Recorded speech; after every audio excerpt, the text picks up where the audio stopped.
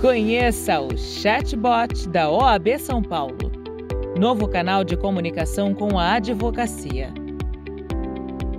Por meio da ferramenta de automação e inteligência artificial, é possível falar com a OAB São Paulo sobre inscrições e cadastro, assuntos relacionados às sociedades de advocacia, certificado digital, e também ser atendido pela ouvidoria. É rápido, fácil e online. Acesse o site www.oabsp.org.br e confira a novidade.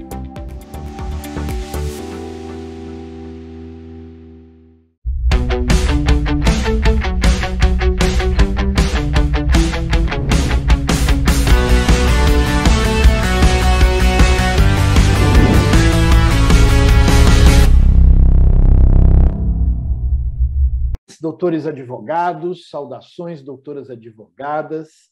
É uma alegria para mim estar aqui a convite do meu querido amigo Rogério Cury, que é o presidente da Comissão de Eventos da Ordem dos Advogados do Brasil, Seção São Paulo, nesse momento, né, em que passo essa mensagem para todos e para todas vocês.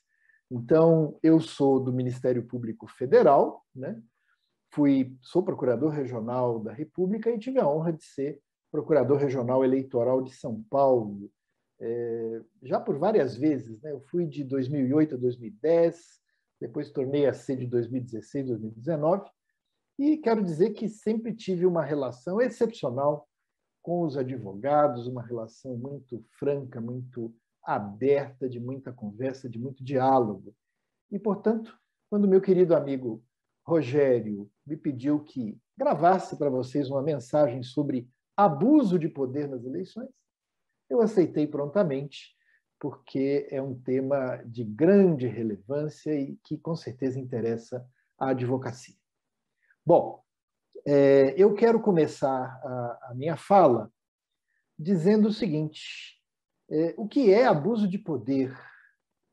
O abuso de poder, em todas as suas conformações que interessam para as eleições, quer dizer, abuso do poder político, abuso do poder econômico, abuso no uso dos meios de comunicação social, em todas as suas conformações, o abuso supõe o exercício indevido de uma prerrogativa ou de uma vantagem. Porque, vejam, nas eleições é natural que aquelas pessoas que já têm um mandato popular concorram em situação de vantagem em relação aos demais. Isso é natural, isso é aceitável. O que não pode ocorrer é que, em razão desses cargos públicos, haja um extravio no uso das prerrogativas do cargo, haja um exagero. Então, não é o uso do poder político, não é o benefício advindo do poder político, não é a vantagem inerente, por exemplo, a quem está disputando uma reeleição, que é um ilícito eleitoral. O ilícito eleitoral supõe essa demasia, esse transbordamento, esse exagero. É a mesma situação do abuso do poder econômico. Nós sabemos que uns candidatos são mais ricos do que outros, né? Nós vivemos numa sociedade capitalista, nós vivemos numa sociedade desigual. Então, muitas vezes, candidatos são pessoas muito abonadas que vão concorrer, né, nas eleições. Outras vezes são pessoas que ainda não chegaram lá, que estão lutando, que são de camadas populares da nossa sociedade e que têm idêntico direito a disputar o poder. Então, não é essa desigualdade de per si que caracteriza o abuso do poder econômico. De novo, não é o uso... Desculpem.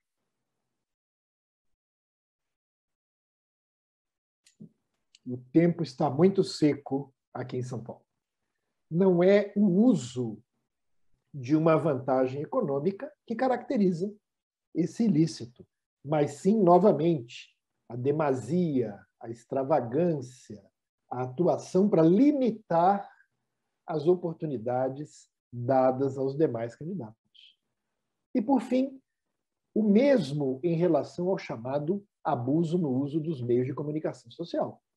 Muitas vezes as pessoas da classe política são ocupantes de espaços na mídia, são pessoas que, em razão da sua atividade, em razão da sua celebridade, em razão do fato de serem celebridades, são pessoas midiáticas, por igual, né? Ou então o exercente de um cargo público, por exemplo, no Poder Executivo, ele tem naturalmente uma cobertura dos meios de comunicação social. Não é isso que perfaz o abuso. Preciso do quê? Eu preciso daquele descomedimento, preciso daquele desbordo, eu preciso daquela extravagância, para que aí sim tenhamos a figura do abuso do poder, o abuso no uso dos meios de comunicação social. Por que eu estou me referindo a essas três figuras? Abuso do poder econômico, abuso do poder político e abuso no uso dos meios de comunicação social. É porque essas três figuras estão plasmadas no artigo 22 da Lei Complementar 64/90. Eu vou exibir esse texto de lei aqui para vocês, me permitam compartilhar aqui essa minha tela. Então, estou compartilhando, só um momentinho, aqui vai. Né? Então, essas figuras estão no artigo 22 da Lei Complementar 64/90. Qualquer partido político, coligação, candidato ou Ministério Público Eleitoral poderá representar a Justiça Eleitoral diretamente ao Corregedor Geral ou Regional, relatando fatos, indicando provas, indícios e circunstâncias, e pedir abertura de investigação judicial para apurar uso indevido, desvio ou abuso de poder econômico ou do poder de autoridade, ou utilização indevida de veículos ou meios de comunicação social em benefício de candidato ou de partido político. Então, o tipo legal relacionado aos abusos começa, né, a primeira parte desse tipo legal está aqui, na Lei 64/90, que vem a ser a Lei das Inelegibilidades. Então, essa lei apresenta essas três figuras, né? Abuso do poder econômico, abuso no uso dos meios de comunicação social, abuso do poder político, mas não descreve, não detalha exatamente no que consistem estes ilícitos. Essa técnica é chamada de tipicidade aberta. Então, para que nós saibamos, afinal, o que vem a ser uma conduta abusiva, nós precisamos agregar a essa descrição os fatos concretos, os fatos tidos como ilícitos, para saber se efetivamente eles aceitam essa moldura.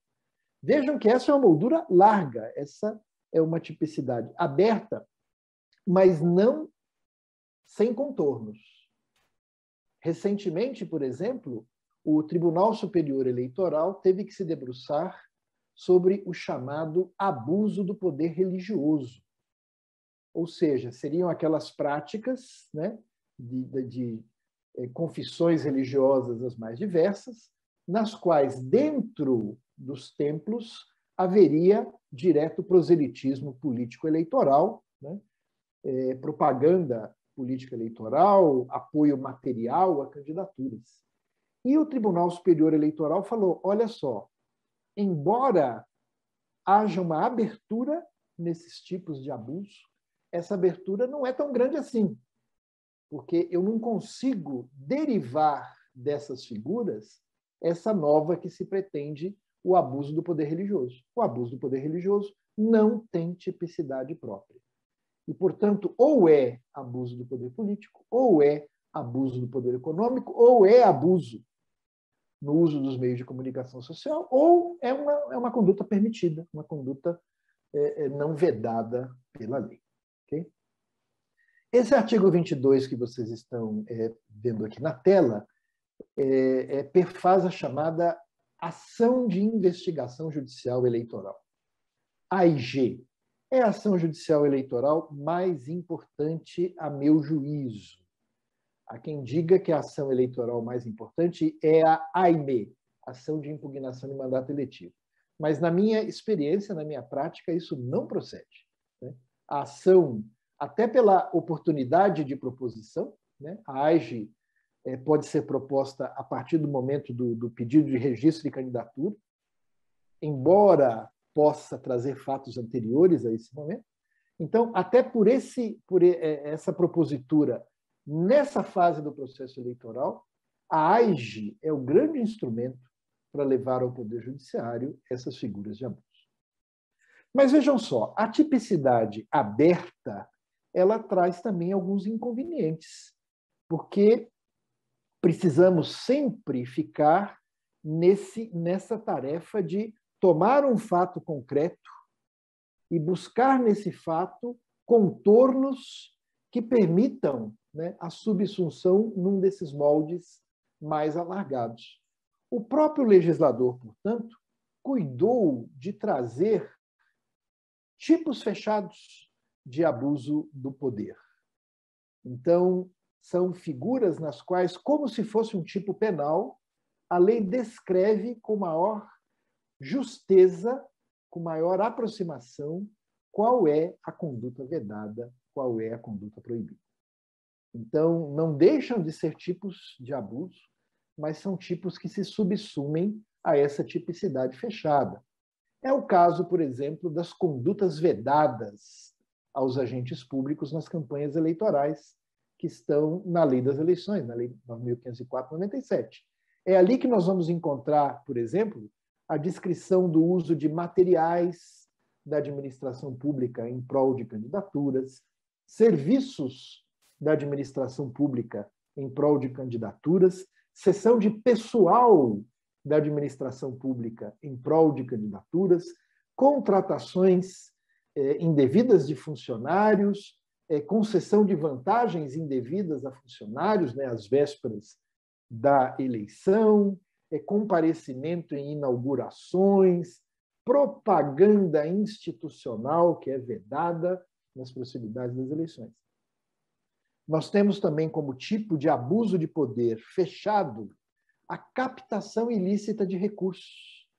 Então, a legislação descreve até minudentemente, né, de que forma é possível a um candidato ou a um partido financiar as eleições, e se vier dinheiro, sabe-se lá de onde, para esse escopo, e especialmente se esse dinheiro não for declarado, né, na campanha, nós teremos a captação ou os gastos ilícitos de recursos, que estão também na Lei das Eleições, a Lei 9.504/97, no artigo 30A.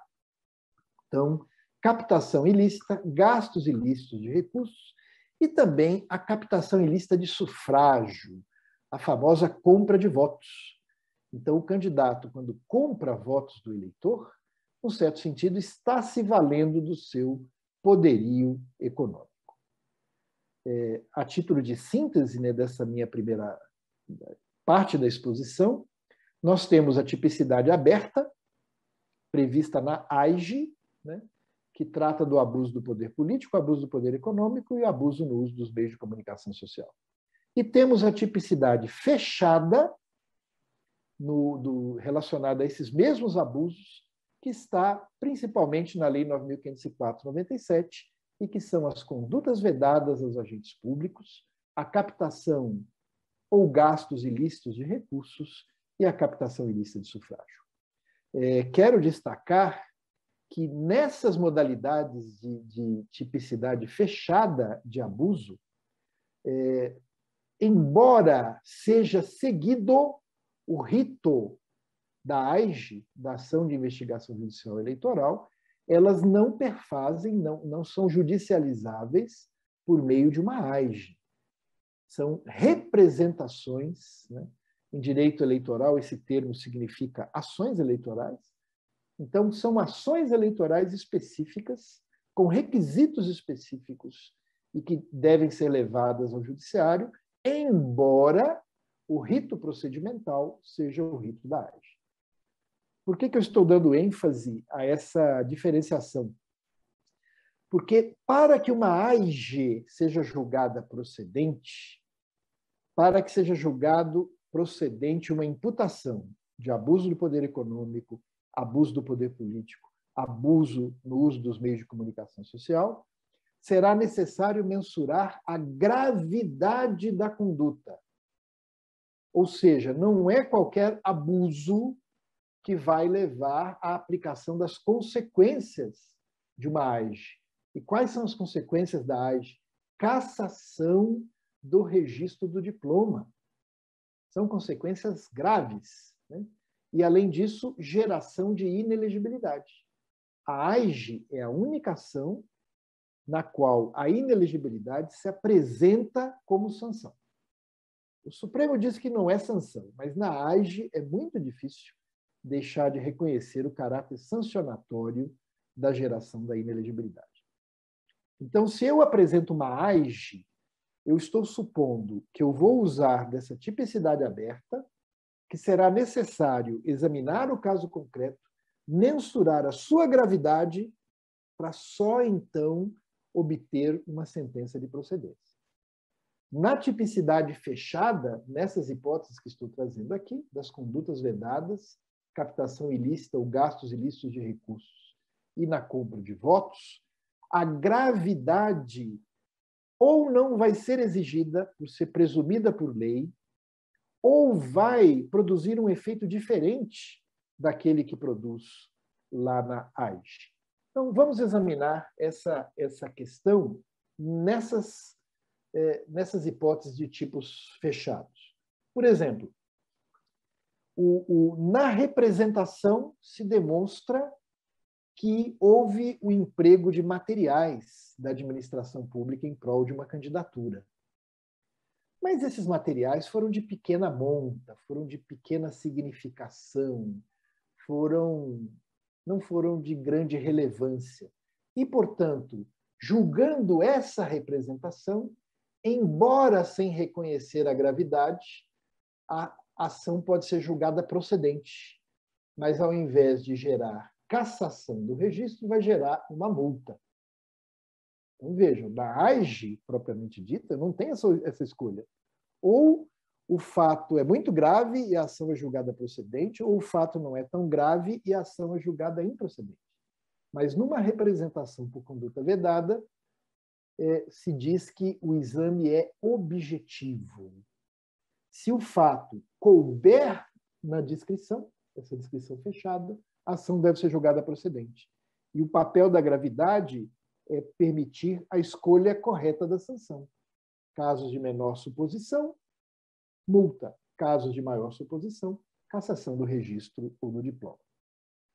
Na captação ilícita de recursos, infelizmente, o legislador não trouxe a previsão de multa. Então, aqui também, se não houver gravidade nessas situações, né, ou na captação ilícita ou nos gastos ilícitos, a ação deverá ser julgada improcedente. E a captação ilícita de sufrágio é um caso sui generis, porque aí é como se o legislador tivesse presumido a gravidade da conduta, como se fosse algo que não precisasse ser demonstrado no caso concreto. Tanto que a compra de um único voto, se, claro, adequadamente provada, robustamente comprovada, a compra de um único voto pode ensejar a cassação do diploma.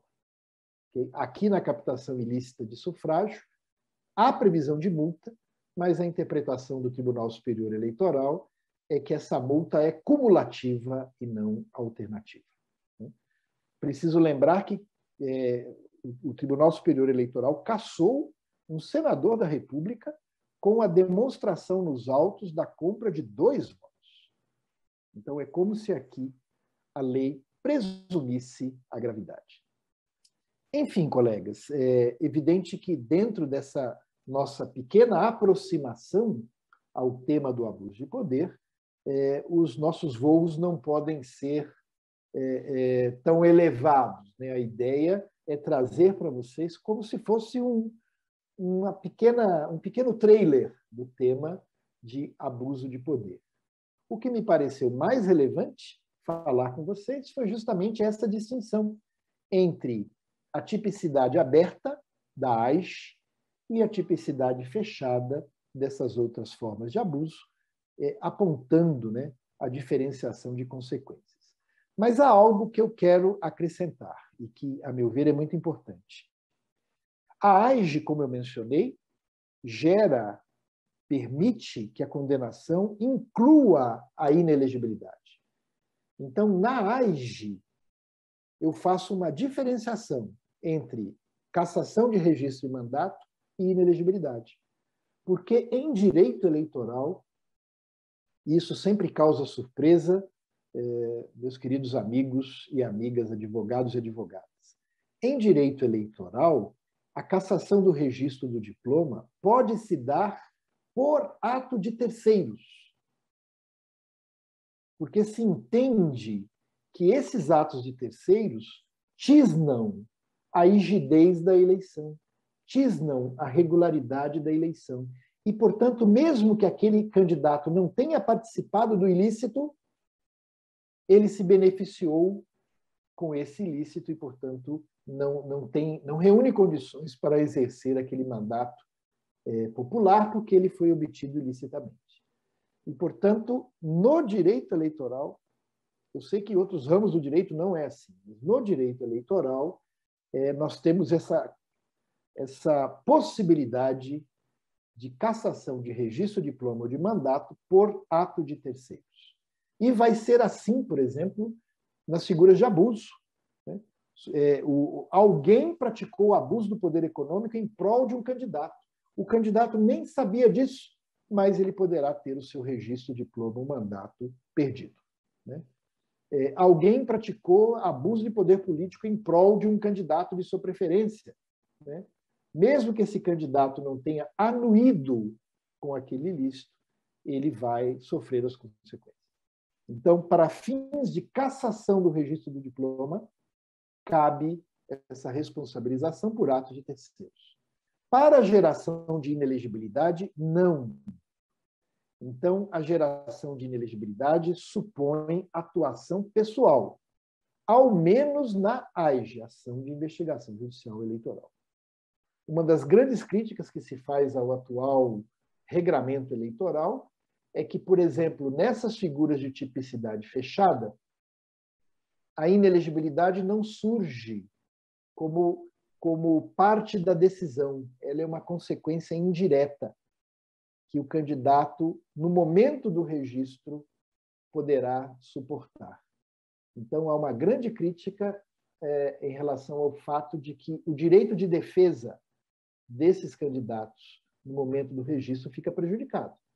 Porque na AIJ, como a inelegibilidade advém de atuação pessoal, ele pode se defender. Há uma imputação, ele pode se defender. E nessas figuras que estão aí no quadro, como essa inelegibilidade é indireta, o espaço de defesa realmente fica bastante prejudicado. Bem, eu quero encerrar, então, a utilização desse slide e já caminhando aqui também para o desfecho do nosso curso, eu quero dizer o seguinte: estamos na iminência de aprovação de um novo Código Eleitoral. Tudo isso que eu falei foi com base na legislação atualmente existente. Mas estamos na iminência de aprovação de um novo Código Eleitoral. Eu apoio a vinda desse novo Código Eleitoral, embora tivesse preferido que os espaços de debate relacionados a esse projeto fossem mais amplos.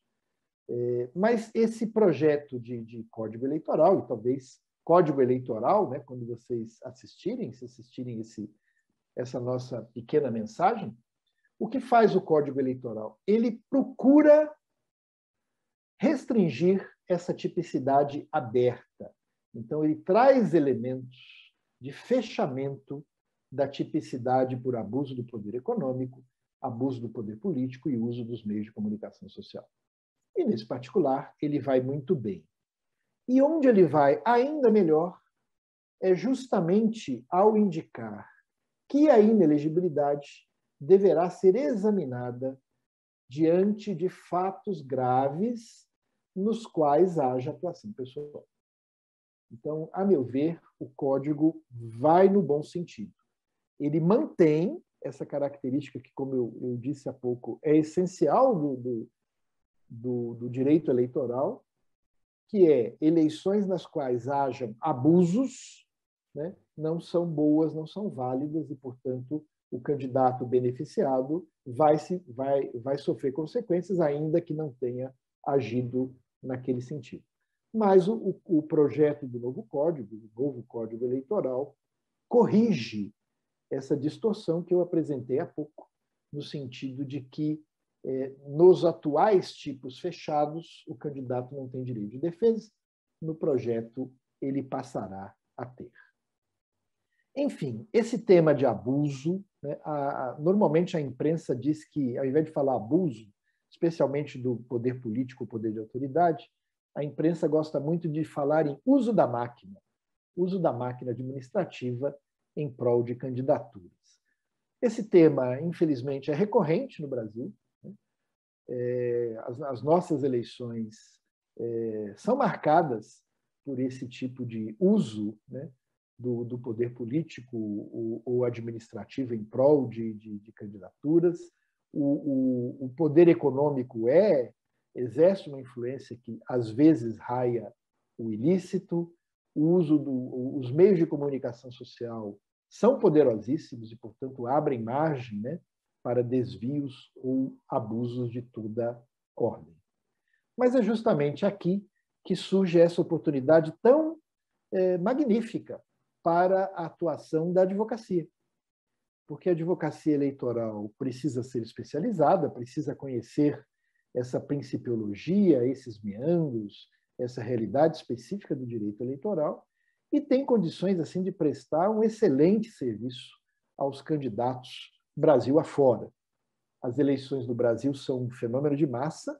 Numa eleição municipal, nós chegamos a ter mais de 500 mil candidatos, né, que disputam a eleição e que precisam dessa advocacia especializada, desses conhecimentos bastante aprimorados de direito eleitoral.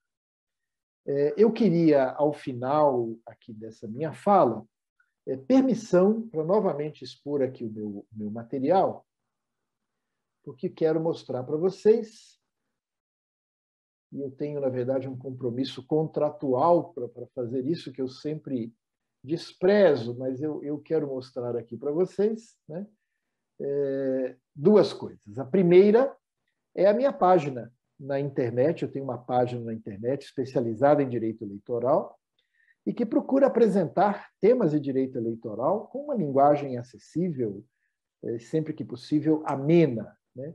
Então, essa minha página se chama A Cachaça Eleitoral, porque eu costumo dizer, é um dito que se faz no ambiente eleitoral, de que quem começa a lidar com o direito eleitoral se apaixona, como se fosse aquela pessoa que experimenta uma cachaça de boa marca e depois se torna fiel, né? Então, sugiro aqui a consulta de vocês a essa minha página na internet. E agora, recentemente, tive a felicidade de publicar um livro que quero também destacar para vocês, né? Aqui está lançamento em breve, mas o lançamento já aconteceu. Eu escrevi um livro sobre ações eleitorais, aspectos materiais e processuais. Examino longamente essas questões do abuso de poder, forte na jurisprudência do Tribunal Superior Eleitoral. Enfim, procuro sistematizar aqui esse tema, que é um tema de alguma complexidade, mas de uma maneira bastante favorável à consulta. Então, se vocês tiverem interesse, esse trabalho está disponível na Amazon.com. Tem lá a versão digital, cujo preço é muito acessível, mas eu sei que muitos de nós gostam da materialidade, né, do livro, do cheiro do livro. Então, também temos lá uma versão impressa. Portanto, colegas, agradecendo imensamente a esse convite do meu querido amigo Rogério Cury e agradecendo a atenção de todos e de todas vocês, com meus cumprimentos à advocacia, eu me despeço. Até uma próxima.